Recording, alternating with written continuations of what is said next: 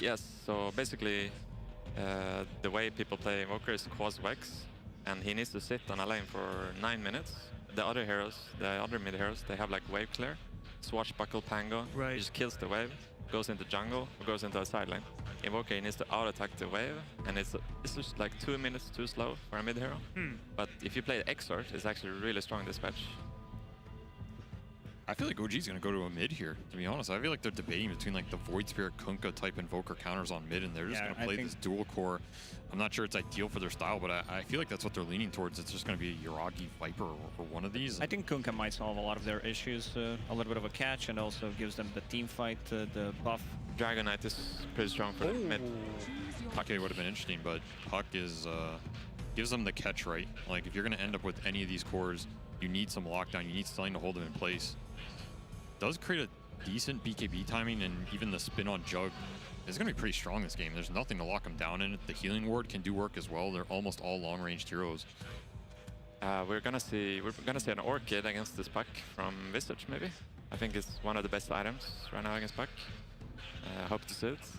Could be very interesting, yeah. Proud Grandmaster Tinker player.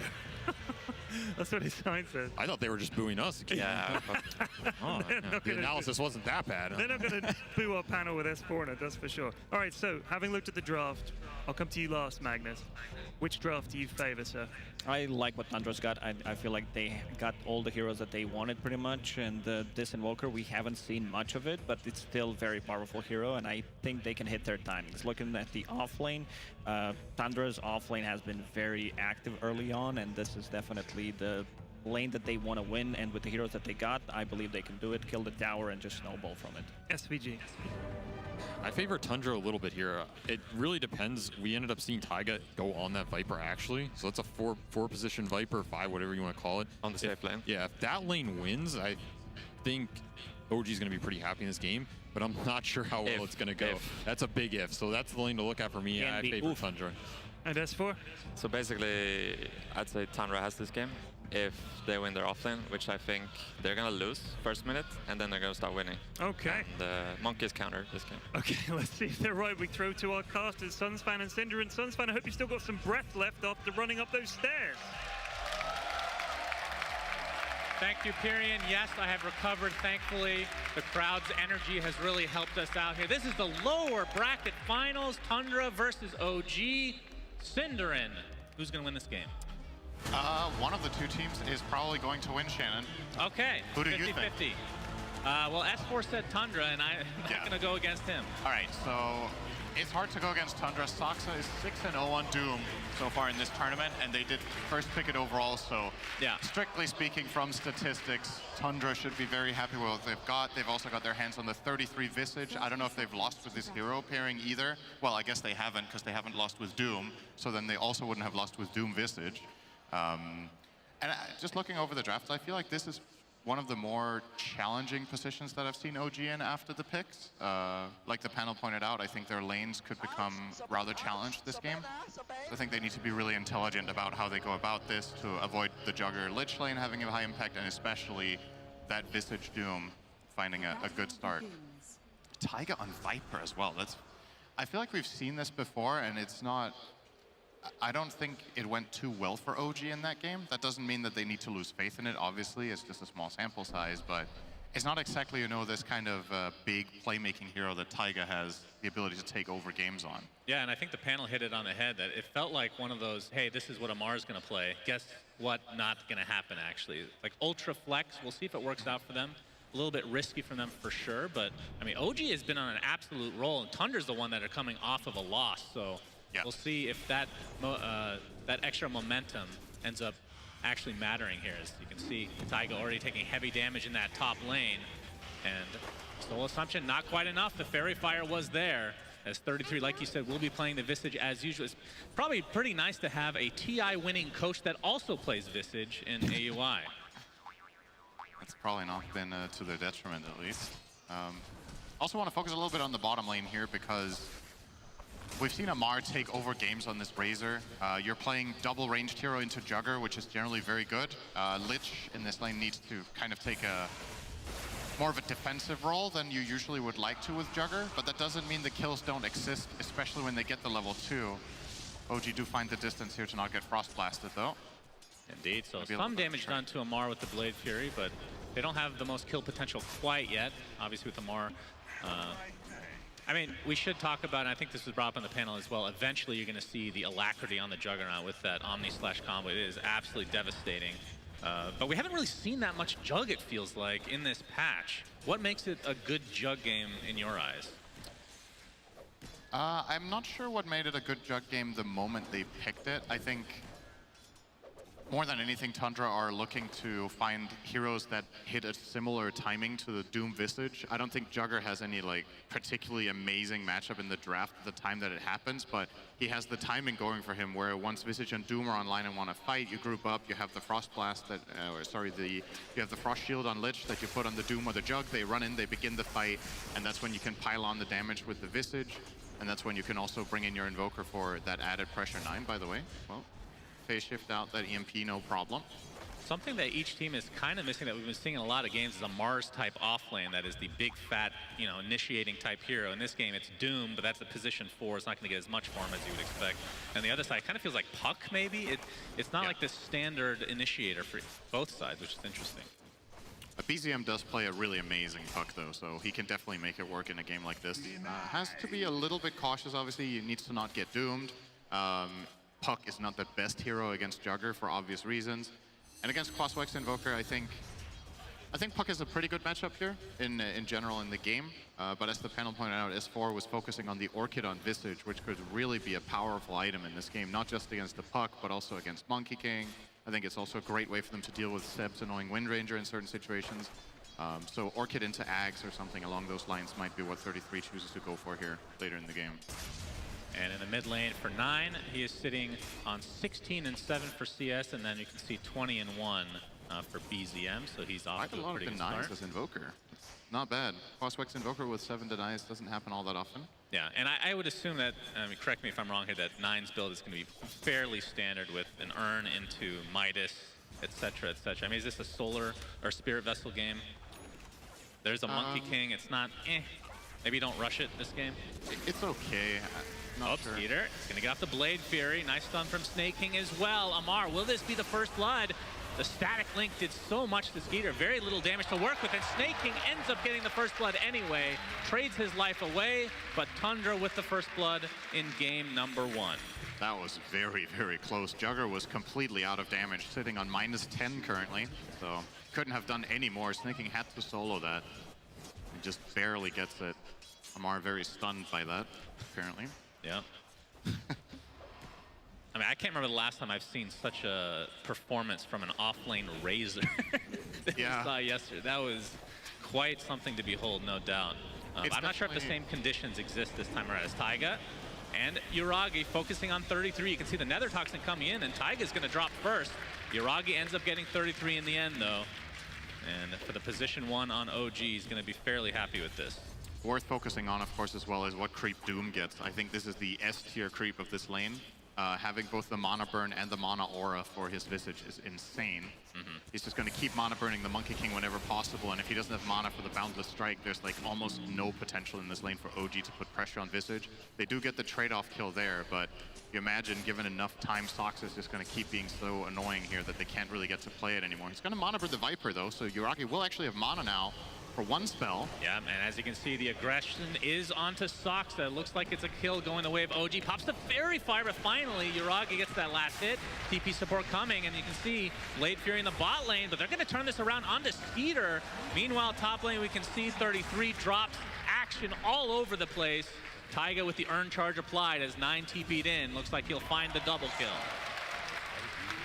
Pretty good overall for OG, though. Their mid hero did not have to rotate. And they still get a pretty even trade across the board, so BZM will take this opportunity to get a pretty serious CS advantage in the mid. And yeah, Soxa there using the Mana Burn on Viper meant he didn't have it for the Monkey King, who could then get off both his spells. It was very important for OG in order to set that whole thing up. Yeah, we can see the position 1s. The Monkey King 28-8, Jug 23-7, so Yuragi having a slightly better game. Obviously 2 kills to his name as well. And 33's Visage has no CS, I just realized. has 11. Oh, wow, you're 6 right. minutes in. This top lane has, I mean, they've been able to stand their ground and fight back, but as far as the CS go, leaves a lot to be desired here for 33. Wonder if that's going to affect his item build if he's not going to get the Orchid because he feels like the timing's going to be too far off.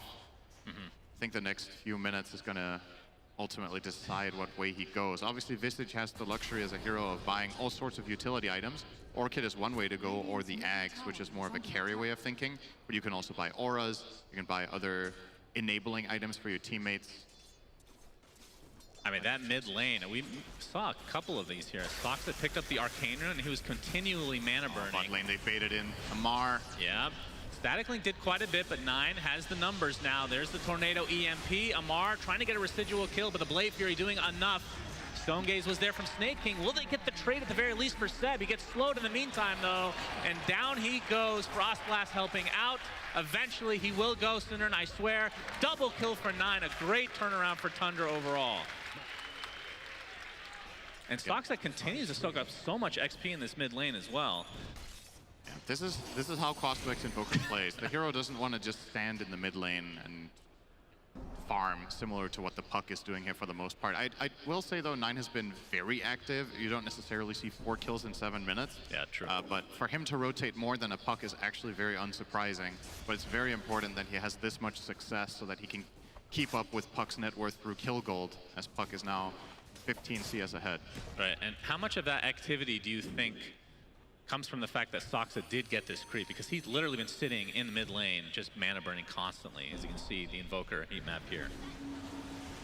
Tornado, BZM, still out of mana because Soxa still exists in the game. Cold Snap is there with the Urn Charge as well. Actually Soxa, Infernal Blade with the Scorched Earth is going to be enough. Fairy Fire won't be there. 9, another kill to his name. I feel like Soxa is just actually dominating in the mid lane with the mana burn. Yeah.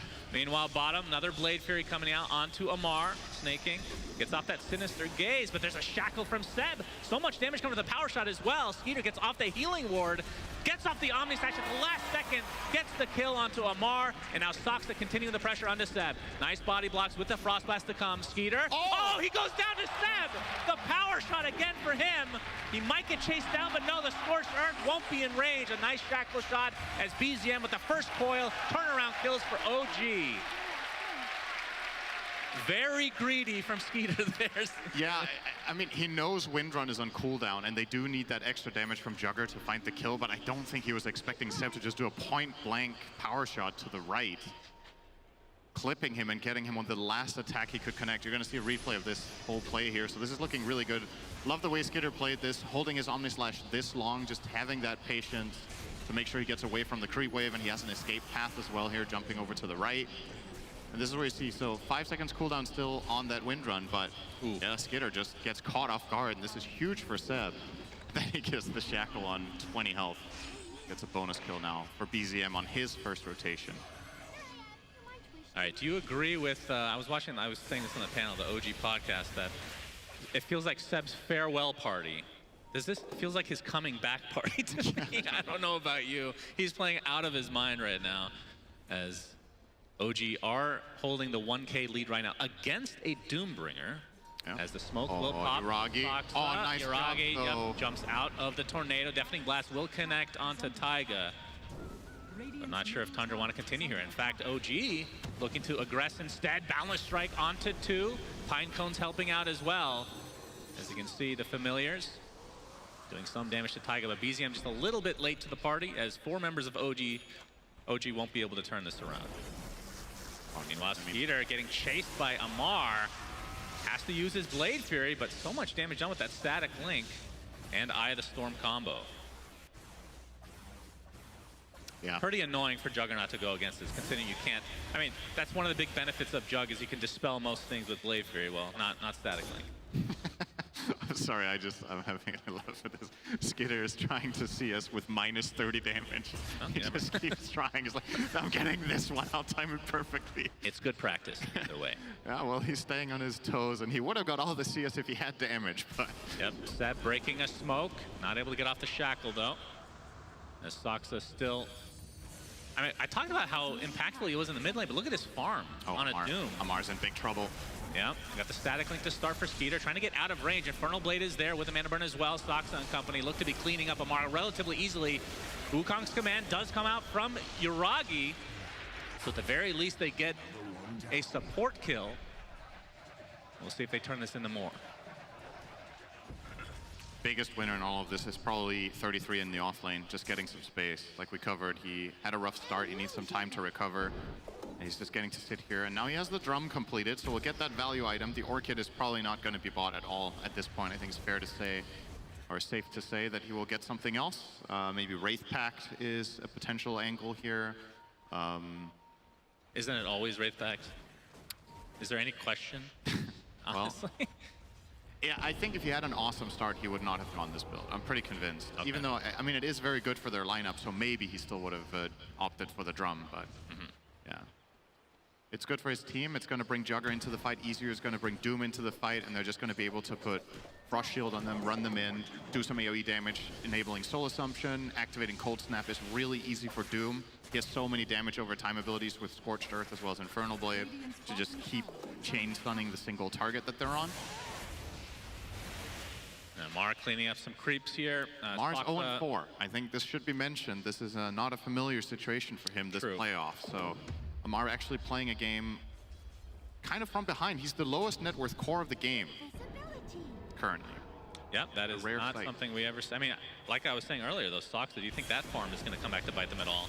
As Tundra getting gone on a bit. Static link applied to 33. Coil is there as well. Easy burst onto 33. Snaking. Oh, a nice shackle from Seb comes out again.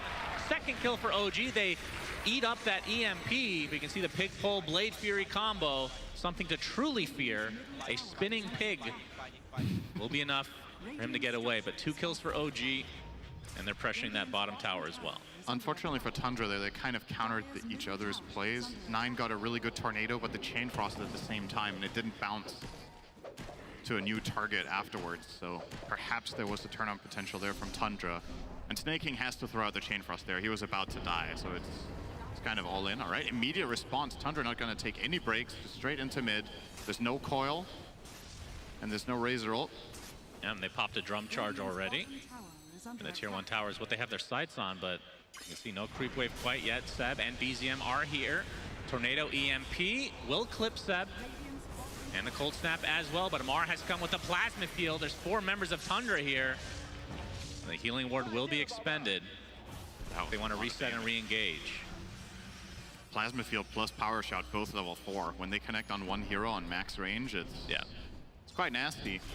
Even a Visage with Gravekeeper's Cloak is taking significant damage.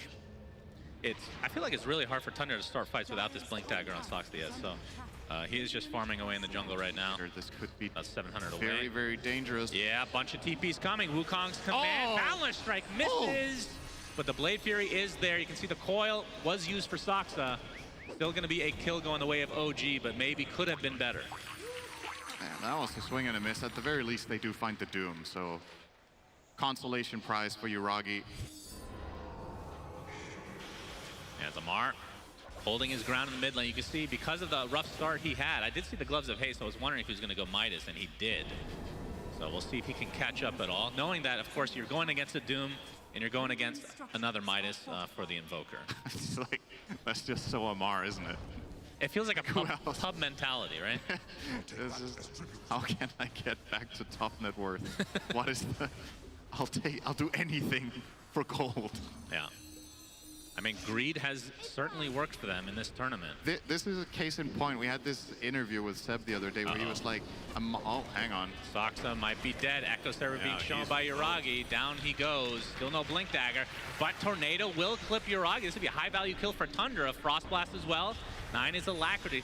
33 is in the area as well, but look, the Chaos Meter completely off into the trees. Yuragi goes. He might just be fine. They're going to spot him. In fact, he's going to jump back onto the trees. Gets off the Balance Strike onto 2. They find 2 in turn. OG turning around a fight that should not have gone their way. That was sick play. Man, Yuragi is playing so risky on these trees, but it worked out. Just very nice weaving in and out with that Monkey King. huge. Oh, Yep, Coil.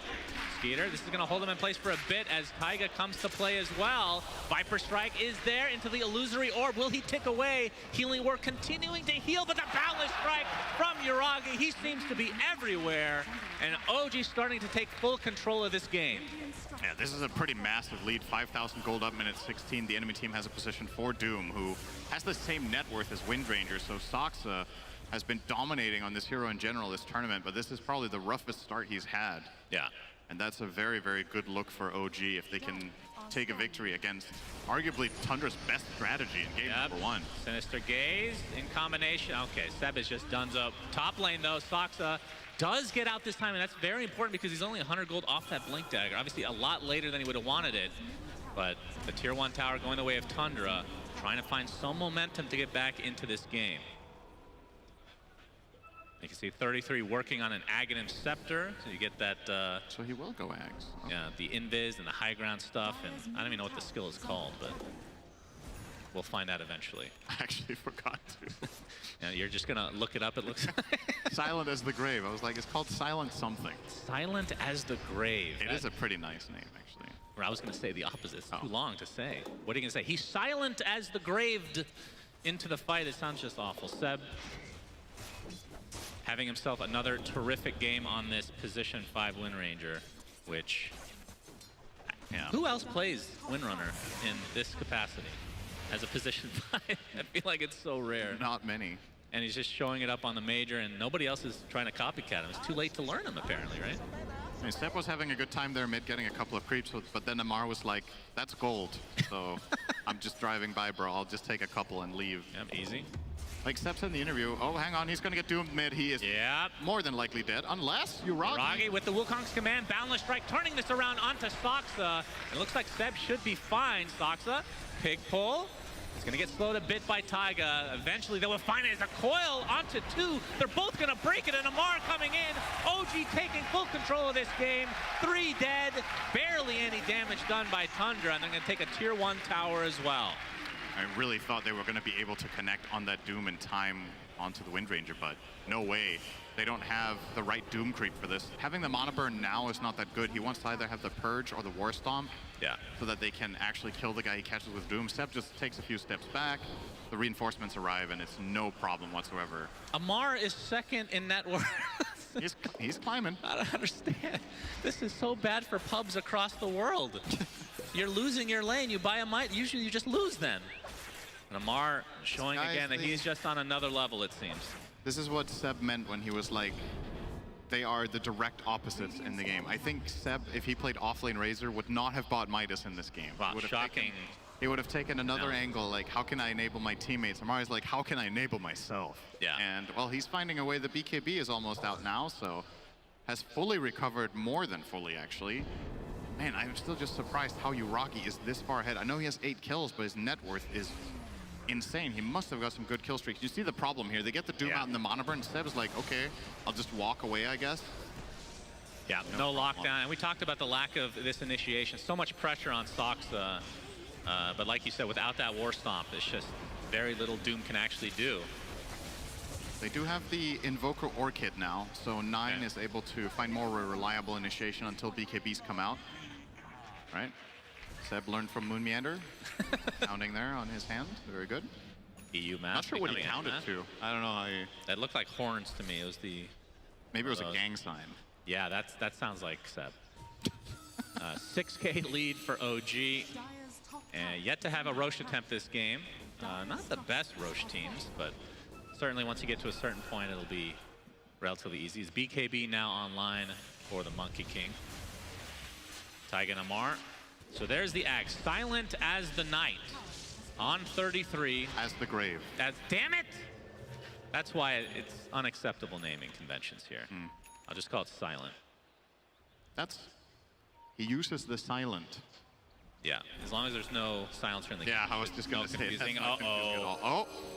We got some issues here for 9. Boundless Strike from Yuragi. He's going to pop the Wukong's command as well. There is a Frost Shield, but not enough damage mitigation this time around. And OG seemingly just getting whatever the hell they want. I mean, at what point do they feel comfortable going for Roche? Okay, they're going for Roshan. Now is that point. Yes. So getting a high value kill on the Tundra mid laner. So first Aegis likely to go to OG unless Tundra can get some sort of a crazy steal. But as we can see on the minimap, they are scanning it, but it's likely to be too late. As a Crimson Guard picked up by Taiga. Pretty cool against Visage. Yeah. Can of course be countered by Invoker and by Doom. So True. it's not a guaranteed protection, but it will be offering at least some protection for the right heroes if used correctly. And it is going to offer some nice protection against the Visage Ags, right? Because a lot of the time, Visage will try to find an angle and attack on its own to begin with. And if you Crimson up the target that Visage flanks on... He's silented. 33. Okay. In the trees. Silent as the Nightgrave. BZM. Well, they will spot him. That's going to be a tough kill for the solo 33. And instead, BZM actually going to come back to play. Not sure if he actually wants to go for this. Has the Witchblade, of course, just going for the familiars. Not able to take him out quite yet. Sucks again. Yeah, they find him. There's the shackle set up by the Boundless Strike. Another kill for OG. They're running away with this game. Oh, And Nine there's dusted. the Gale Force. 9 gonna be spotted. Deafening Blast comes out, but 9 is completely surrounded. Gets off the Chaos Meteor, but it's not gonna matter at all. Shackle again from Seb. Double kill for Yuragi. As we the tier 2 tower now. It's gonna be damaged at the very least. Frost Shield applied. But still with the Aegis advantage on to OG, not showing any signs of slowing down. 33 is trying to find a solo kill here on BZM. He used the orb, but max level phase shift into Blink, no problem. Yep, down goes the tier 2. And OG. Tundra are a little bit lost right now. Like, it's hard for them to find the openings that their lineup is meant to. They really want this Visage to be able to find solo picks, but Puck is unkillable because he doesn't have the Orchid. It's hard for him to kill the Monkey King for obvious, you know, he's just super farmed. He can't really kill the Viper because of the Crimson Guard. Wind Ranger has Wind Run. You know, like, what target do you actually have as this Visage Ags carrier? It's kind of tough. And they're splitting up the map. They're trying to find farm and play efficiently, but effectively, OG are like blocking off 60% of the map with their aggressive vision, and they're just running at them. And every time they find a Doom or they find a Lich out in the jungle, they just kill them quickly. And it's hard for Tundra to fight back. And Especially OG. in Aegis, there's just no way. Yeah, for sure. I actually want to talk about Skeeter's build, the Battle Fury. I don't see that much Juggernaut these days, but obviously Battle Fury and Maelstrom are kind of the choices, right? Yeah. Do you think Battle Fury may be a little too greedy when you have a Doom and a Midas on your mid Invoker? I don't think it is theoretically. I just think this game went wrong a couple of times. They got outplayed and lost some fights. If things went according to plan, I think this Battle Fury would have paid off really well for him. So that's just how it is sometimes, right? Like oh, hang on. Yeah, Okay. Taiga being spotted out. There's the Blade Fury from Skeeter. Wukong's Commando, Yuragi, OG are here in numbers. 33 is super dead. Gets Gale Force back into the Wukong's command. So again, looks like BZM actually dropped to Snake King though. Got doomed. So that's a 1-for-1 that Tundra will take every time, but can they get out with their lives? Another shackle from Seb, Yuragi on the trees, Boundless Strike ready to go, and a couple more right clicks will do it. Soxa able to get out. Skeeter, he's in the trees, he's gonna be spotted, and Skeeter looks to be falling as well. Gets off the Blade Fury, but the static link is there. And the chase easily by OG, 3-for-1, OG favored again. His TP gets late, gets ready 5 seconds too late, so he actually couldn't make it out there, just hiding in the trees, hoping that they don't look for him, but they did. Yuragi covering every angle as Monkey King. And I think if not for him, they actually would have got out. I don't think the other heroes were likely to go check there or be successful if they tried. But Monkey with that flying vision. Oh boy, easy. Soxa has just been food for OG this game. Another Boundless Strike, another Shackle Shot. You've seen this before because OG has done it repeatedly this game to help build this 10K net worth lead. Oh, they just up 33 as well. Yep, he's gonna be Viper struck onto the high ground with the Silent as the whatever the hell that skill is called. Doesn't matter, double kill for Yuragi. Again, all over the map as they find a familiar in addition, and now they can try to go poke the high ground with this Aegis for another 40 seconds. How do Tundra defend this? They have Frost Shield from Snaking. He's going to TP back now, just not ready. Oh, BKB Amar, all right. That is the ultimate aggressive play right there by Amar. The taunting is real. They get the tier 3 tower. We'll see if OG want to reset it all, knowing that this Aegis is going to be consumed in 20 seconds. So Yuragi, that gets the boundless strike. There's the Gale Force as well. Skeeter getting extremely low. Able to Blade Fury out, though. And he'll have to try and reset. Has that healing ward going out as the Chain Frost only bounces once. As Yuragi likely will reset to get this Aegis refresh going. Nice shackle again from Seb. Seems to have 100% shackle rate this game, it feels like. Yuragi back to full mana and HP. I saw him miss one. That's true. I actually, when I said that, I remembered. I was hoping you wouldn't remember, but you're just a robot, so I guess I should know better next time. TP in now from Yuragi onto the enemy outpost, which is now theirs. 33, spotted out again, okay. That was the gem spotting out the ward as well. The Shackle, Viper Strike, Gale Force combination. 33 is just perma-stunned here. Nice Omni Slash though, so Taiga will be the trade. Tundra getting something out of this, but they lose Soxa. Another Shackle by Seb. Meteor coming out, Skeeter with the TP, but the right-click damage is way too much to handle as OG looking to take game 1 in extremely convincing fashion.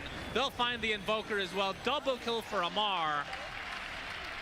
And OG looking to finish off that mid-rack, but GG is called, and OG completely shellacked Tundra in game number 1. Looked even in the beginning, but then OG hit their 15-minute mid-game timing. They get the Gale Force out. I think Yuragi played an outstanding game on Monkey King this game. 15, 1, and 8. Wow. Yeah. Found countless opportunities. And even with BZM being maybe a little bit quieter than he is in certain games on the puck with a bit of a slow start, he finds the coils that they need later to get the job done. And yeah, the itemization again, they recovered from, I mean, I wouldn't really say OG were down by any means, but considering this is one of Tundra's best strategies and they came off to a pretty good start, that's got to be a little bit worrying in their camp that they got run over in 27 minutes with that. What are you going to bring to the next game? Very true. OG, though, 1 game away from another Grand Finals appearance at a major. Of course, the first time with this roster, but you have to think with the experience with No-Tail as coach, Seb as the position 5 stand-in. I mean, they've won 4 majors already between them, both as coach and player. So OG with the huge momentum going in to a potential Grand Finals matchup against TSM. But again, still got another game, maybe 2 away as Tundra try to regroup. We'll see after this quick break.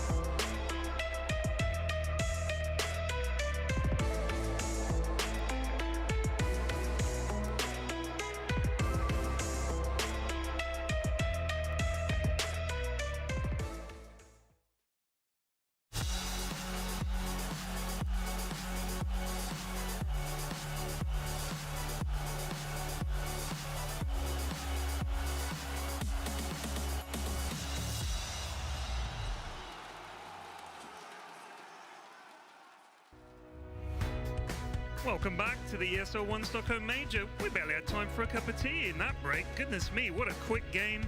OG running over Tundra in the first game of this best-of-3 series, and a very conclusive victory for them.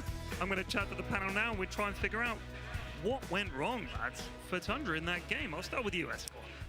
Okay, so Tundra, I think they focus a bit too much on Amar in the games. I wanted to see them just leave Amar, do his thing, but we're gonna do our thing better than you guys. That's when I see it next game. You think they were too focused on the enemy? SVG, let's have and Lacoste, let's have a quick look at this scoreboard, lads, because this is going to tell a big story as well. This is how well OG did in taking apart Tundra in game 1. I feel like Uragi 15-1-8 is a pretty dominating performance. It is. I think it comes down to itemization. Even though he was having a really good start, I also want to point out the lanes that they swapped things around. This position 4/5 Viper, which secured the lane for Uragi, and also him going for Echo Saber into Maelstrom compared to Skeeter's Battle Fury. Like, he was very active on this Monkey King. Like, he wants to be joining these early fights, and he was clutch. Like, with providing vision. Here we see this is going to result in a double kill for OG. Just some like really good stuff. While Juggernaut is getting worked on every single fight, whether that's Razor, whether that's Buck, and also causing him to get out of the fight and not be able to use his abilities offensively. I mean, absolutely dominant performance from him, especially off the back of putting that Viper support. You need to make a payoff. Uragi uses that payoff, just takes over the map. I also think Tundra just got gunked up with these towers. Like, when did we ever see them commit to a good tower push or a wraparound on mid that was at a good timing where OG wasn't just there and happy to respond? We saw Seb on those cams laughing. I feel like every time they committed a push with his Visage and OG got kills in response, they're super happy in that game because they have a Midas offlaner, double carry, they're chilling. I tend to agree, you can't over-focus Amar and get stuck battling this while the real other OG threats come on. I would also like to see Tundra go away from Doom. I think this is one team, Doom is not going to excel versus OG because of their style. It comes down to a certain point in the game, like, you Doom 1 core. This is a team that plays with 3 cores who are all comfortable scaling and dealing damage. It's too many heroes to Doom, and it's going to be too slow a start in the side lanes. It's not enough play action, not enough aggressiveness. I would like to see Tundra go back to a more active hero, for Sox in particular, and try and win their offlane a bit harder. Don't give that safe lane OG such a good start. We spoke before the match about how this is going to be a big battle for the offlaners. Let's compare how the two offlaners did in terms of damage done, and this does not look pretty for Tundra. Look at that. 5k damage done for 33 versus Amar's 17.5k. I mean, once the game got away from them, it just seemed like they could get on this Visage anytime they liked us for. So you can kind of see, like, if you look at the scoreboard, you can see Monkey King, he had like 15 kills or something. And Amar, he's basically the bait. And the other team, they're taking the bait, they're going on Amar, but they should be going towards the Monkey King. Because they want to support 33 on the Visage. As soon as he hits 6, the Saxa on the Doom, he wants to be in the fog, and they want to attack the Monkey and force tip is there constantly. They don't want to do it towards Amar. And that's where I think they should focus on the next game. Saxa, you should roam mid and move back to 33 and keep killing them there. Win that offlane.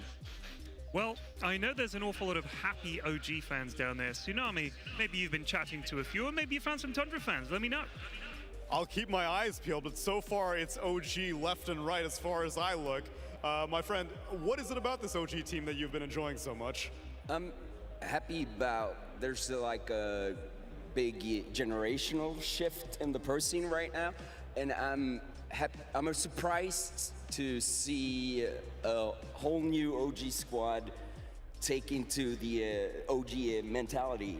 Like, it's so obvious that Notel and Seb and the whole organization has created a thriving environment for these young players. I mean, I think it's a lot of the team that's their first like LAN and in-person in front of a live audience, and that can always be an issue or like a... Yeah, no, it definitely seems... But I'm happy either way. I'm from Sweden. We have 2 EU teams, but of course OG's the better narrative. Okay, fine. I love OG. It will be the major fluke major. How many times can they fluke? But how about, give me any one of you Tundra fans. Are there, raise a hand. I need to find a Tundra. Tundra? Okay, good. Well, it's always fun to find some. Oh shit! It's over here speaking when I hear myself. But it's always fun to support the underdog. Fuck! I can't do this. It's difficult. One more. How about just as a unit, the crowd, make some noise from Tundra. They're down 0-1 right now. They need the support. And at the end of the day, we're just here to watch some good Dota after all. Just good Dota, as we send it back to the panel. Okay, we knew what he was trying to say. It's good to support the underdog. Lucas, they need to figure something out here and turn it around. We've been analyzing maybe they went after Amar too much. What can Tundra do to turn this around? I mean, they still have like a lot of different strats that they ran around so far in this tournament. They need to reset. Seems like the nerves are coming into them a little bit, like even yesterday. So I feel like they need to be able to reset just mentally and coming into this series. But it's going to be hard because OG, like they have this magical run once again in the lower bracket, and they are feeling themselves with each game. Like just you can feel them getting better and bonding together. I mean, it really does look like the old OG team, the TI Pretty team. much. They've got that same flow and that belief and everything. He looked Yeah, unstoppable. that guy that we just interviewed, he was really right. good. Yeah, he was right. Like we can replace SVG with that guy. Apparently, he had some really nice points. Appreciate that as always. I think this next game is going to be won or lost backstage right now. Like I actually they're don't going to think. fight backstage? Well, that's one way to do it if you pull out some knives. But I think in general, the draft. All right, you can always win draft, you can always lose draft. But honestly, after watching that game, how deep we are in the tournament, it's about what is the mental state Tundra comes out with. How confident are they? Do they play with confidence? Because that first game, it felt like they're just on the back foot, and you're going up against two-time TI champions. Seb is there. Yeah. You know this guy is going to motivate his team. You know they're going to be super hungry. These are young players. They've been playing with confidence the whole tournament. That's not going to stop. You have to match that or overcome it. That's where the leadership from Tundra step up, get your guys in the right mind state. A question, is Seb the greatest player ever to touch this game? Because he was a player, analyst, coach, player again, coach, and now he's playing again. I think it's definitely up for debate. But I know who I think the best player was of all time. It's S4. We're going to go to a break, and then we'll have the draft when we come back. See you in a bit.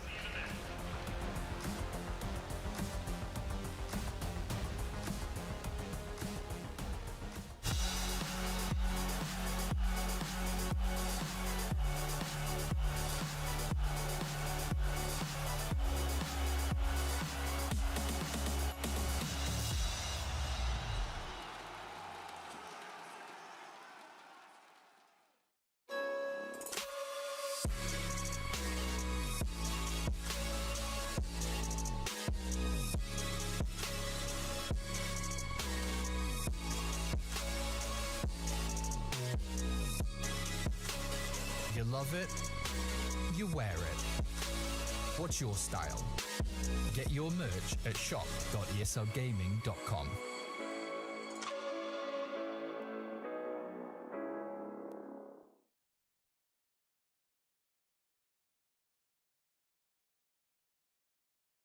All right, here we go.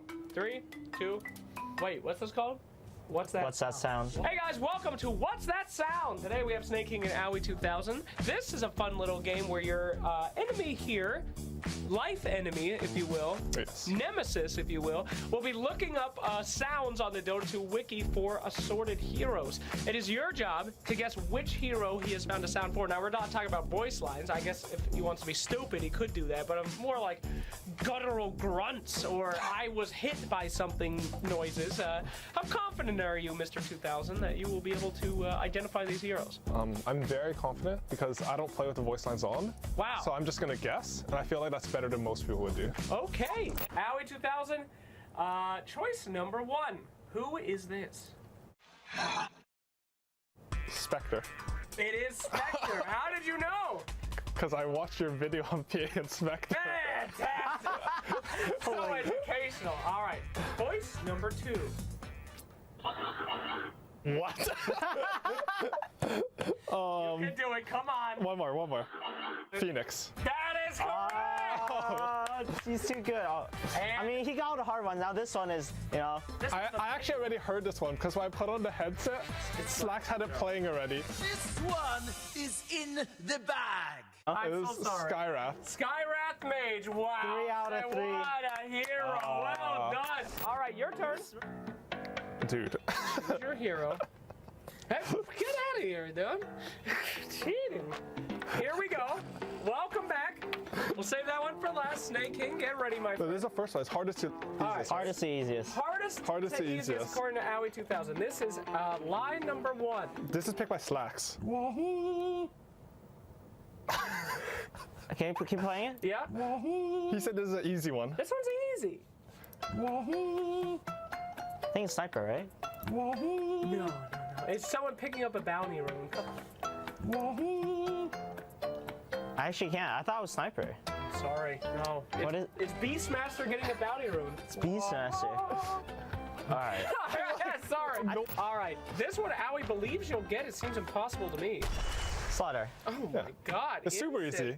Like the spells are super easy. All right. This one he'll get instantly too. Okay. Impetus.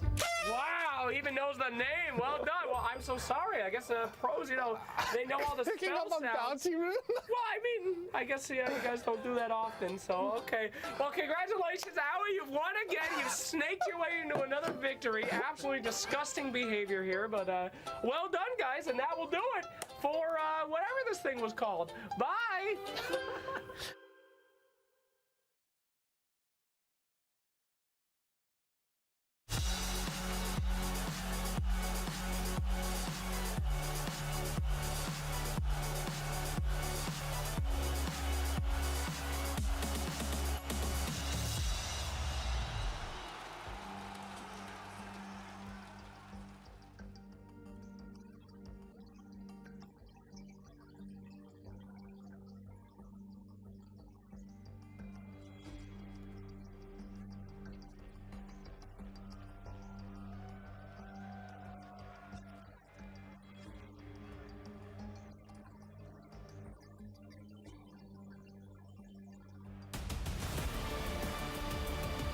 Okay, Seb indeed. But Tundra are going to step up this game. They want to turn this around. They definitely want to go out on a fast 2-0. That cannot happen. OG stand in their way. Can they do it? Can they do it? I don't know. I believe so. I think they can. I know what they're going to do. I'm going to decide their entire draft right now. Right, I've written it down. You were talking with Owie backstage, gave him some tips. Maybe. He may have texted me their draft. I think Once their we get win to the draft, percentage I'm gonna just predict dropped this. a little bit. But, No, you watch this. You don't have to write it down. We do have a draft. He's looking at it. I wrote Pugner and Panga. No, but you did actually. Wow. What a coincidence. But yeah, Tundra mixing it up and going back to another hero that's proven time and time again. They're just demolishing foes with it. I think they're still undefeated with Pango at this tournament, I believe. I think there's 6 out of 6, if I'm not mistaken. Yeah, but so- looking at OG, this is not a coincidence. Seb's win range are 10 out of 10 games won. At one point, you have to stop it. You have to say it's enough. Everybody seems to refuse to ban it. I guess they think it won't work this time, and it just keeps doing it. So we see Pagna here, and I think you want to address this here right away. And we saw Gaming Gladiators. They've been running Enchantress, and I think he counters Pagna in the game and in the lane. So I want to see them address this Pagna. Not a hero OG's been playing though, right? I mean, you were talking about it. I don't think Seb's going to play these Chen Etches. He's going to play the stunners. Just get in there, create some space for his cores. And already OG getting that puck matchup they love versus Pangolier. They're also a big Pango team, so they're going to understand what they like versus hero, what opponents have been trying to play versus them all tournament with it. It's a pretty strong opening from OG just in terms of the team fight. Chaos Knight has felt unstoppable this tournament. You were saying that was the one hero you were thinking is going to get banned this series. Now it's a question of, all right, you don't want to play versus that Razor. I can understand that because it's just so annoying for your safe lane. But now you have to pick carries into this Chaos Knight, which is, I feel like, where people have struggled. So unless I'm reading the stats wrong, I think Tundra have picked Pango 7 times, and they've won 85% of the time. Okay, so they dropped one game. I have not updated my stats. I could be wrong, Lacoste. You may well be correct. You're much smarter Well, than me. we'll say Lacoste is wrong for now. And leave Let's it at just that. keep it that way. Pango is one of the heroes that is very good against the CK because he can just kill the illusions. CK, like once he gets to like level 20, he still doesn't deal well with his magic immunity, so that's one of the problems with the hero. And also the disarm pre-BKB does shut down hero quite a lot, but they do have this puck which is always going to be good, not just against the Pango, but also against Pagna in the backlines, because he can go for the solo kills if you want to decrypify yourself. Pug does have a Witchblade amplifying the damage, so it's very tricky to play into it. Okay, so they banned Vipers just now, and I believe Tundra, they want to pick Dragon Knight, and they want the instant stun. I think they're aiming for a DK Grim second phase. Oh yeah? And I believe Skeeter might play the DK if they end up doing it. They need to enable Pugna 5. He's actually one of the heroes where you need to pick a strong safe lane, like Wraith King, Chaos Knight, DK, something like that. And I believe they're banning for DK a little bit. We'll see. Could be. They could also just feel like it was one of those heroes that like got you in that lane last time. They don't want their offlane going up against another support Viper potentially. It's like what is hero, especially if all these summons are getting banned out from OG, which traditionally is what works against a hero. Could just feel like the pressure's on. I will say though, I think OG is one of these teams that understands itemization for what they want to do very well, and we've seen they're just building the support, the tanky items on these heroes in terms of the Crimson, the Wraith Pact. I think they're going to build it on any hero they get. And honestly, whatever that hero is, it might not even matter, right? It's just the fact that they're buffing up their tri-core. You have 3 cores dealing damage supported by all these big buffs. That's what you have to deal with in these fights. Dispels could be nice. The ability to combat that, I think the Pugna already helps a little bit. Tundra can get their own ball going, then at least you're even. Go for the Doom again. You guys weren't sure about this one. I mean, do you just go for the Grimstroke just to be able to take away the double Doom? I'm a big fan of Snapfire here, just because Pagna doesn't get to play the game against the Snapfire. You also can insta-kill his ward, and if he gets any kind of items, he's going to go for the Braid Pack most of the time, and then you have a little Shredder to deal with that as well. So basically they're going to go for objective damage from Tundra. They're doing this Doom, and they're going to couple it with maybe a Visage again. And I think it's a good way for them to play this game. Instead of catching the puck, they're going to put down the Nether Ward, and then they're going to hit towers. And Puck has to blast himself in the Nether Ward. And it might be better than the other route, which is catch. I mean, OG could pick Grimstroke here, couldn't we? We've seen that paired with CK a ton throughout this tournament. They could definitely steal it. They do have the Soulbind for the Pango. I wouldn't be surprised to see them take Phoenix, though. I feel like OG is going to be very comfortable in this game if they can just build up teamfight, build up the wall, force Tundra in a position like last game where they have to run at these tier 1s and they're just happy to take the defensive fight, scale up with their extra offlane or core. I'd be worried if Tundra falls too far behind on like the scaling teamfight at this point in the draft. That's IO is a very strong pick into Doom. He basically soft counters Doom. Doom is very high cooldown, and Whisper resets high cooldown spells with the Relocate, and the Overcharge heals Doom. So you can man-fight Doom in the game.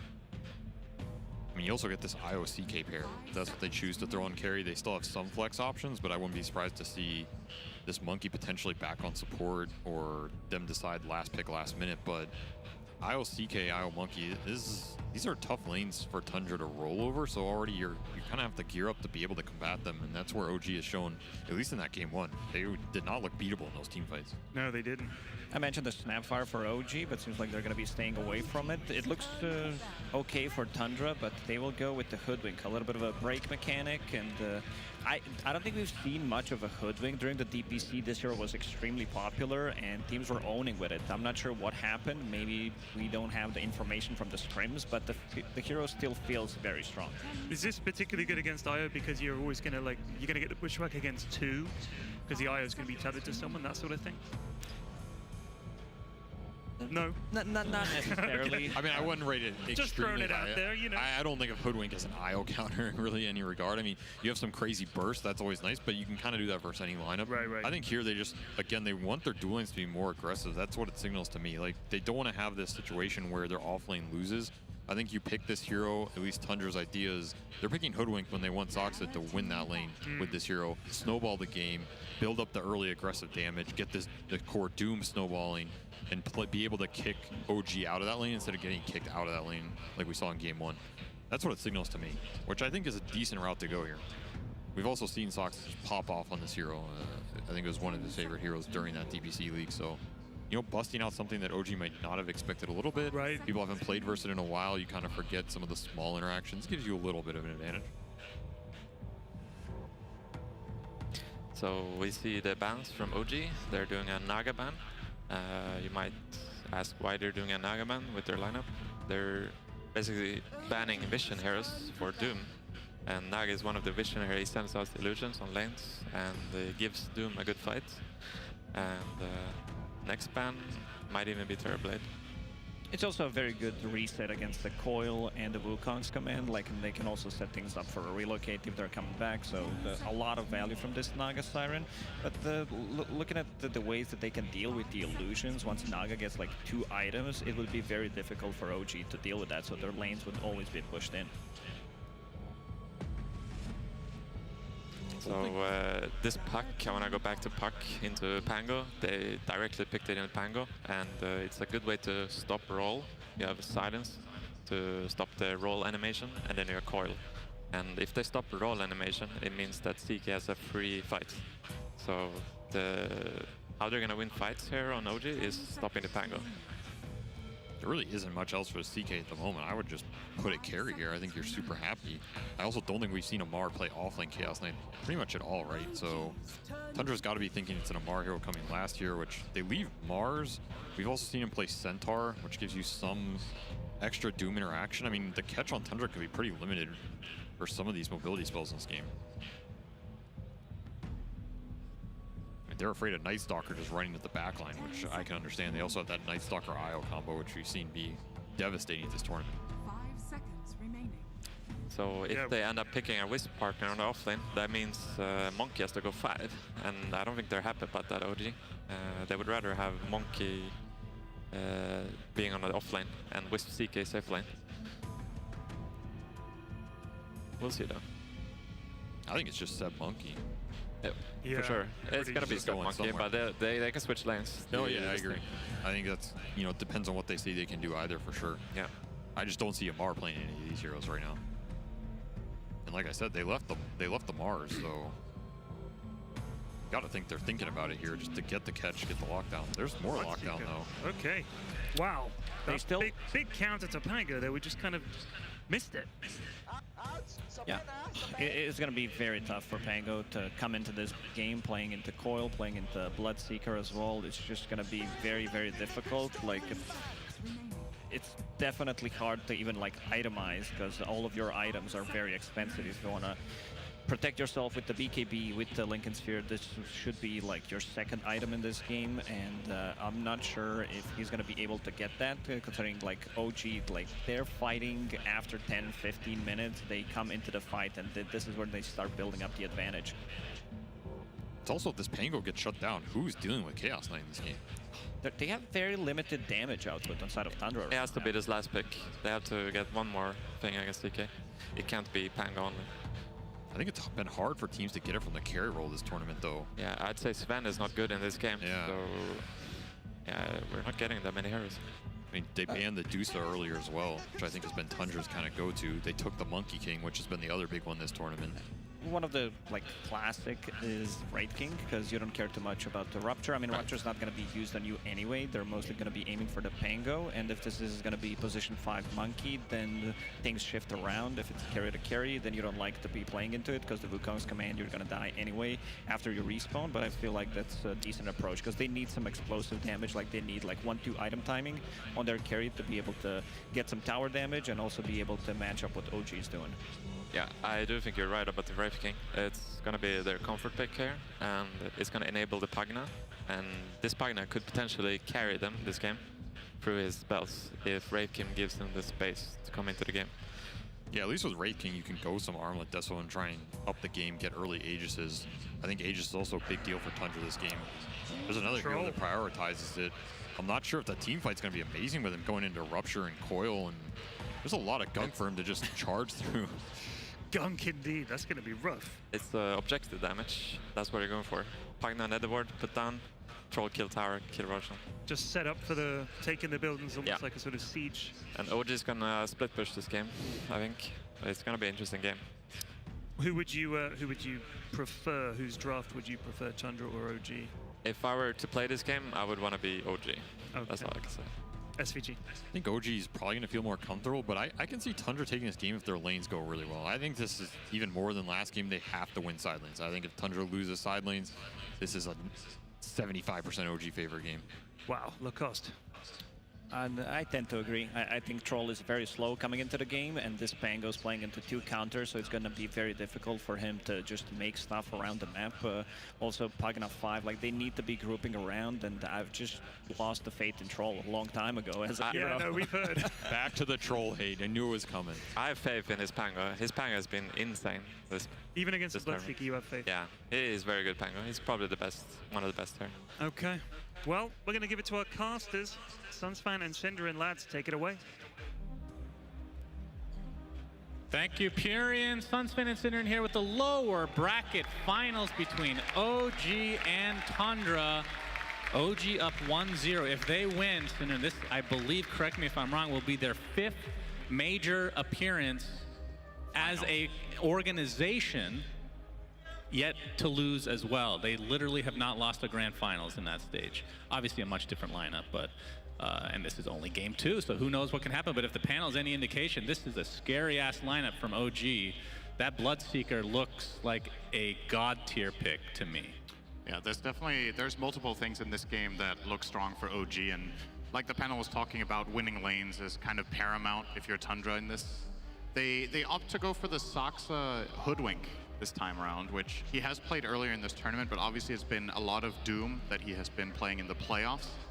But this time they're going to pivot that to a position 3 against, I would argue, some relatively difficult core matchups for Doom. He's playing against Chaos Knight, he's playing against Monkey King, the Monkey King being support though. And even getting ruptured as Doom is actually very annoying. This hero wants to keep running around in fights and hitting people and not being immobile. So definitely got their work cut out for them. I think the reason they went for the Hoodwink for Soxa was that they felt like in the last game they were struggling with finding vision in trees, and now they have a hero where if you see the Monkey King jumping around, you have a chance of catching him with a bushwhack, you have the chance of finding him with Scurry, but obviously it goes both ways, right? Yeah. The Monkey King can also see you in the tree line. Oh, first blood could be coming. Yep. Oh, Yuragi dodging bushwhack. He's going to get hit by residual damage, though, from the shield crash. And you got the slow from Troll as well. Yuragi on the run. Looks like he's going to live, and Taiga with the tether. OG avoid getting first blooded, as Tundra really wanting to find some momentum on their side. Remember, they have lost 3 games in a row, and the first 2 against TSM, they were winning hardcore, I want to say, and they were heartbreakers. This game number 1, though, OG just felt like they were a step ahead the entire time. I'm trying to remember, it seems so long ago yesterday how they played against TSM. They definitely were very confident and dominant in the first game, and then kind of got knocked off their perch afterwards. So yeah, they need a little bit of a momentum shift here. Yep, nice jumping in. That's a lot of damage to Soxa, but Io in turn taking some damage as well. Taiga will go down first. So first blood goes the way of Tundra. It will be a trade for Soxa. First blood going on the Hoodwink here. Very curious what he's going to buy. A lot of the time Hoodwink will start in lane with a Blightstone, but I think when laning together with Doom, it might not have enough impact. Looks like he's gonna wait for boots and ferry out as many branches as he possibly can for his lane partner, currently sitting on 5 in his inventory. So Cinder, we've talked about the Pango versus Bloodseeker matchup a lot, and I mean that was the beauty of the draft from OG, because you could put these heroes in so many different positions, as Chaos Ball is going to save some damage on the Taiga here. How do you play against a Bloodseeker as Pango? It feels like you have to get a Linkens at some point, but doing so just delays the rest of your items, which seem like they're 100% needed for you to have any effectiveness in the game. I think a lot of the key to playing this matchup for Pango is to rely on his team a bit and not think of it as a 1v1 matchup, because that's kind of depressing. If you can find a way to, for example, if you look at their lineup, right, maybe you can Doom the Bloodseeker and that opens up your Pango to play the fight. That's how you initiate it. Or maybe you catch the Bloodseeker in some sort of a stun from the Hoodwink and, you know, just find other ways of controlling him so your Pango gets to play. If OG initiate the fight and they rupture Pango, Tundra are in trouble, right? They don't have the best coverage, they don't have the best saves, especially when you consider what OG can bring to the table in the way of burst with a CK, with a puck. So yeah, it's genuinely one of those matchups where you turn to your team a bit. Sure, like you say, you can buy Lincolns, but it's coming out late, and it's not really a full solution either, right? Like, what if the enemy team just breaks your Lincolns with something then? Right. And it also requires you just to play totally different than what's kind of intended for the hero itself. As Amar taking some damage, but the jump in from Seb, trying to focus a little bit on Skeeter, but Amar, the one taking the heavy damage, a couple more right clicks, he pops the Fairy Fire, so will live.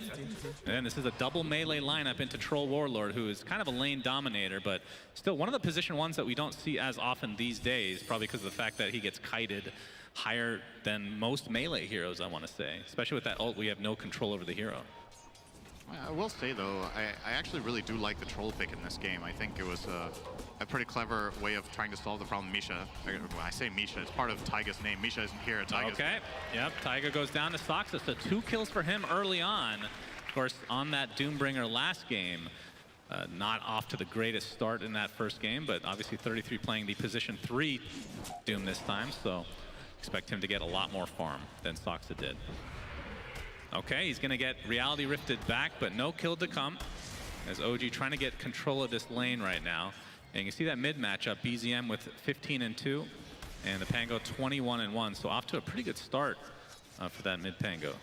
Nine has tons of experience playing this lane and playing this matchup, so definitely not going to be in any doubt what he needs to do. Same for BZM. Like, this is one of those matchups that if you play a lot of pubs, at in the high bracket, these heroes are very popular, and you know Puck, one of the common counter picks to Pango. So you've played both sides of that matchup plenty if you play both of them. So what is it about the troll that you like this game? As Seb's going to be spotted out, but I'm guessing the whirling axes against CK is part of it. Yeah. So first of all, when you look at the laning compositions that OG can place, when this is the overall last pick of the draft in the troll, you have one range support in the IO, which enables a melee core in the lane. So if you put IO plus melee hero against troll, what are you really enabling, right? That hero is going to get blinded. And if you don't, you're playing against double melee here with the Bloodseeker and Monkey King, which are very exploitable matchups for the troll. Also in the game in general, like you said, Whirling Axes against CK is great. And you can, hopefully with this carry for Tundra, you can make space for Pango. I actually think it's kind of important that the carry here goes in and sets up so that there's pressure on a hero like Bloodseeker, so that Pango can get stuff done. And also, you know, you also have a Doom offlane. So, you know, the carry doesn't have to do all the work here. There's plenty of heavy lifting that can be done from all 3 cores of Tundra this game. And Taiga hooking up with Yuragi here in the bot lane. But you can see Soxa has come as well. So back to the old 2v2. I mean, how much kill potential do we have in this lane from OG's perspective? Well, if the Centaur keeps stomping like that, that gives them more opportunities for sure. Not so much anymore, I think. If you were looking to kill here early with your dual lane, it needed to be very early on where you put some pressure onto Doom. Actually, Yuragi is going to be taking quite a bit of a beating here. Yeah, but he gets the crit stomp. Beautifully done from the Centaur. 33. He's going to get slowed again. Looks like he will be a walk away, though. But on a sliver of HP, he'll get salved up along with the Tango. So he'll be no worse for wear. Taiga bushwhacked again by Soxa. Continue on with the Scurry now. And he might just the wand. Here. All right, Taiga continuing to try to run. Chaos Bolt is there. Only 1 second stun, so Taiga hiding behind the tree line. Another bushwhack onto Yuragi. Don't think they have enough damage with the Infernal Blade and the hookup from Taiga as he's tangoed up as well. We do put a lot of pressure in, really exploiting the mana burn creep, just like last game. This time it is an off-lane Doom instead of the support, but this creep is just incredible for Hoodwink to play with. This mana regen is insane value. Pretty sure there's a good chance this creep gets nerfed in the upcoming patch. Yep, very possible. 2.5 mana regen AoE. You can see BZM ready to go for his first gank attempt, but it's going to be thwarted for now, so no coil as of yet. I mean, I keep coming back to this Pango, Cinder, and we're going to have to hold that thought. As the 6-minute rune is about to pop, it will be an illusion rune, which should be handy to take off that waning rift if he really wants to hold on to it. But, I mean, the panel, again, they talked about it, but against Pango by itself is a pain, but against Puck as well, like how do you itemize against these 2 heroes? Or is it really just about leaning on your team? You definitely want the shard at a pretty early timing, I think. It's one of the best ways you can deal with the Puck getting coiled. Oh, nice try there from Soxa, but didn't quite get the connection. BZM quick to react mid. Didn't get knocked into the tree with Bushwhack? Yeah, so you need Shard. If you want to itemize against the Bloodseeker, eventually you get Linken's at some point.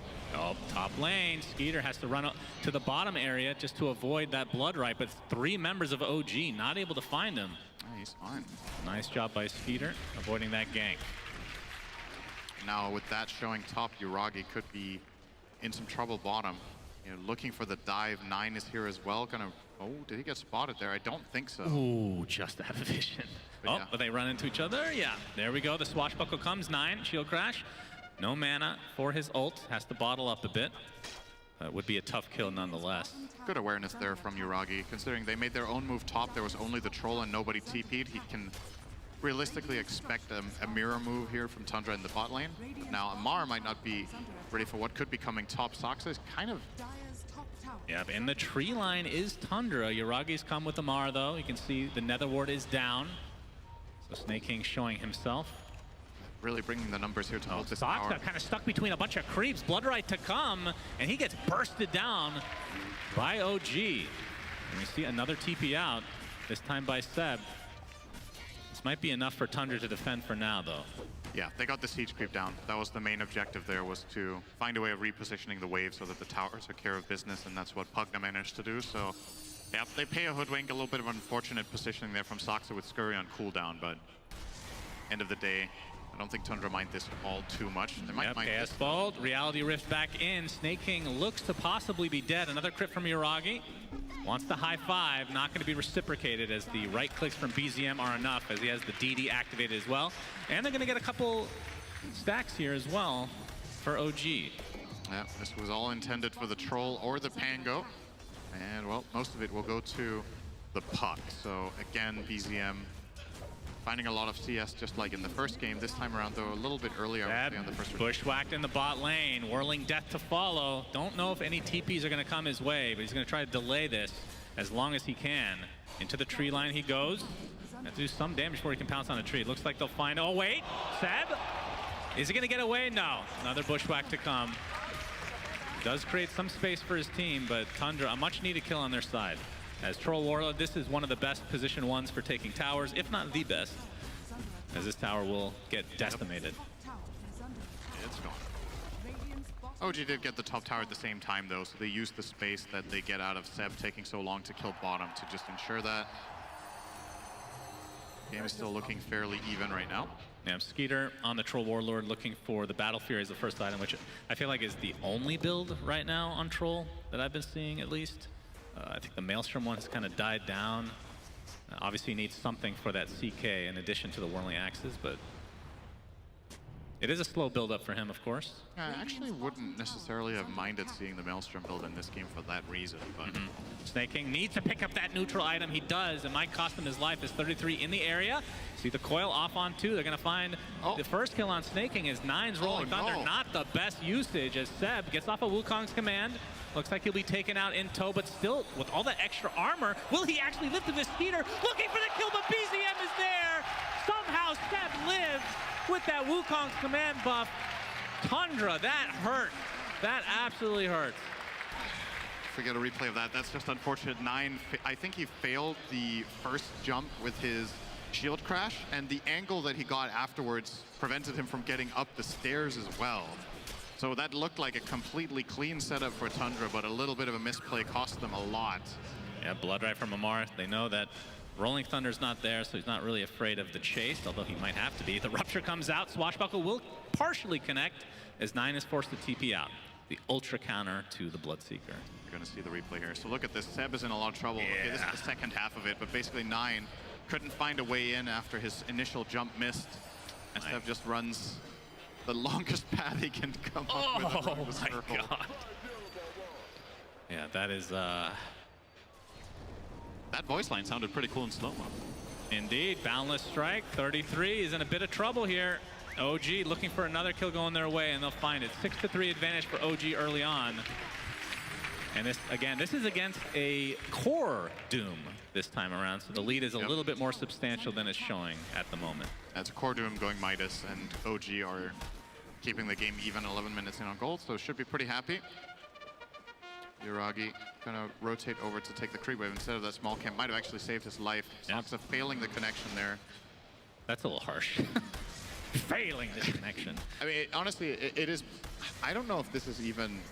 I guess it is theoretically possible to throw Bushwhack and then Acorn Shot afterwards with level 1 Acorn, but I don't know. I think you need level 2 or you need a cast range item in order to pull off that combo. Or it's like some frame perfect stuff from Stoxa that he tried there. Either way, Yuragi is going to be perfectly fine, getting close to finishing the armlet for himself. And I'm interested in the build for Amar on the Bloodseeker. So it is going to. Why am I saying what? It's just a carry build, right? The Maelstrom into BKB. Where's the Midas? That's true. Well, he had himself a decent start, right? So doesn't need to make that comeback. That's true. He didn't die in lane. He's middle of the pack, right? Amar dies in lane. Quick buy Midas right away, but he didn't die. Like if this was a normal off-lane Bloodseeker, would the build even be different, or does this seem fine to you? I mean, there are options, right? You can play more of a utility route where you go for something like Atos first to just set up Blood Rights. So it's pretty common if you're playing utility, but considering how OG usually play and what their mentality is, this is no surprise at all to go for that Maelstrom build.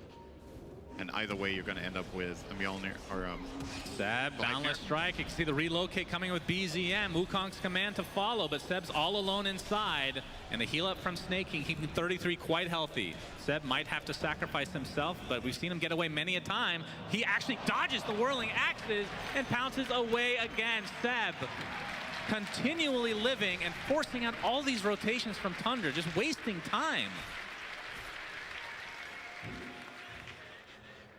Yeah, in the meantime, Yuragi's just free farming top, and it looks like OG might look to make their own move sometime soon. At least they're, maybe not. They're just going to zone control for now. Obviously, with the relocate expended as well as coil on cooldown, I don't think they necessarily have to do anything, but yeah, just amazing space here from Seb. It's going to get harder and harder, though. Now there's going to be a Diffusal on Pango to keep him in check. There's also going to be a Dagger on Doom. Actually, 33 changed his mind. He's going to go BKB. He had the Dagger queued up, but goes for the Ogre Axe. Taiga. Yep, Taiga, Bushwhack. You see the Sharpshooter coming in. Boom. Stoxa gets the kill. Again, a much needed kill for Tundra. They need to find the momentum. And with this Doombringer on their team, need to find some sort of a net worth lead. But like you said, they are going to go the BKB route for 33. Does that mean that they feel pretty comfortable with the state of the game or like the initiation factor that they have currently without that Blink Dagger? I think maybe the mindset is if he goes Dagger, it's pretty high risk. The Troll isn't going to participate very much right now for the time being. And like the panel talked about, Doom is kind of soft countered here from the Doom aspect. So if you blink Doom someone and they get relocated out, you've used your entire package, right? Yeah. If you have the BKB, you can play more of a sustained style where you run in, you pop Scorched Earth, you're able to stand your ground and fight against all of these stuns and silences. So I do think in this game this is probably a better decision, but the Dagger will have to come out eventually because they will need that catch. Tundra are smoked up. They're gonna run into Yuragi, but 9 misses. Actually gets spammed both before his ult goes off. But the Bushwhack, again, he gets stunned. Yuragi is living throughout all of this. There's the whirling axis from Troll, pops the ult as well, trying to take out this pesky CK, and finally, Tundra get a kill on a core. Amar, you see that move speed with that extra buff as it looks like 9 is finally taken out just before his TP was successful. 33 trying the same road. This time will be successful though as Tundra.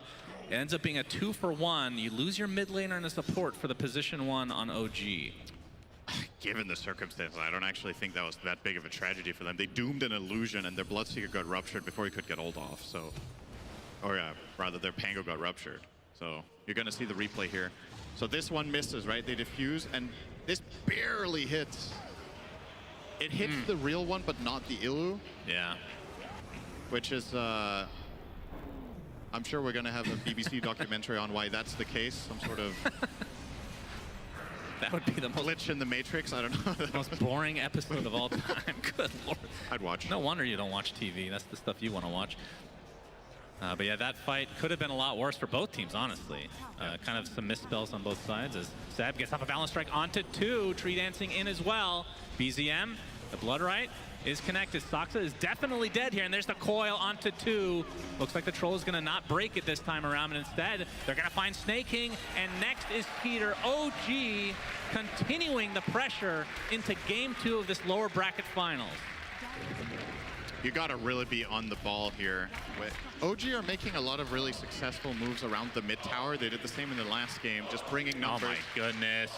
They have been finding stacks continually in the jungle, and now an ancient stack is OG getting everything that they want in this series. And it's just all off the back of one good move. They get 3 kills mid tower and now ancients. They take everything they can possibly get in this short time span. And it's just, they're getting insane value out of this Monkey King. Like Seb getting the vision, getting the double stun to set it up, and also the safety that they feel like Pango isn't there. I think that's the most important thing for them to be able to make this move. So if they know Pango is not in place and they can just start the fight like this, it's pretty easy for them to just pile on them and grab very nice, easy kills. And the tower, and obviously as soon as you deal the initial damage, Amar is just going to run through them as well. 3K lead. And they're again playing this kind of a 3-core lineup. I guess it is a puck mid, but you know, that hero can also scale pretty heftily compared to what it used to. Indeed. Echo Saber now on Yuragi as well, so I would assume BKB is next after the fact. But considering the lead that they have, can definitely delay it like he is. And the question is, the first Roche of the game, if Tundra can somehow take it. Troll is quite good at it. As we're gonna see the coil only onto Soxa. Blood right to follow, Balance Strike setting it up. Nice heals coming out from Snake King, but it's not gonna be enough. Even a Wukong's command expended from OG. A little bit of overkill to find that position for Hoodwink. Yeah, this could be an opening for Tundra in the next 20 seconds when Hoodwink respawns. Knowing those 2 ultis are down, might make a move with it. But again, you got to keep in mind their carry, the Troll, is not going to be available for quite a bit. Like Skitter has to farm to build up his hero. So it's a matter of, now that you lost this momentum and you lost your mid tower, the game was looking okay. You were in a pretty good spot. Now you might have to slow it down, and that's when it gets scary. I feel like if you need to slow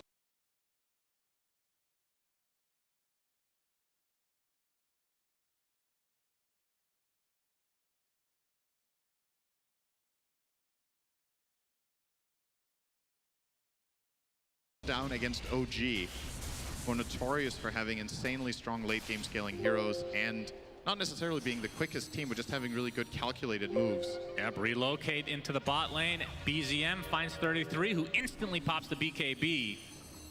And looks like he's going to be able to get out, but that, again, is a defensive usage.